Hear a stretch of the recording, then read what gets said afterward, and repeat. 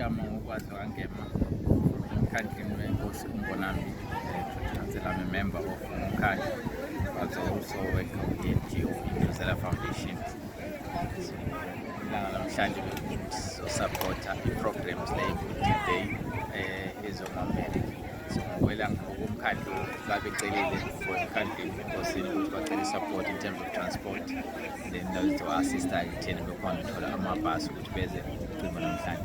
It was something that we saw ukuthi iyasiza ey'nganeni zethu ukuthi zingabi uvanzi emgwaqeni, zi-engage ey'ntweni ezingenasidingo, oma-drugs nobugebengu. So even finally isiza kakhulu ekutheni bakwazi ukuphuma estradini kwenento ababhizi ngayo zoba-activities, and it's a good thing, and uyabona ukuthi indlela la ingane iphume kanti ikusasasa ezithathile for ukuparticipate kule-event namhlanje. It's a good thing.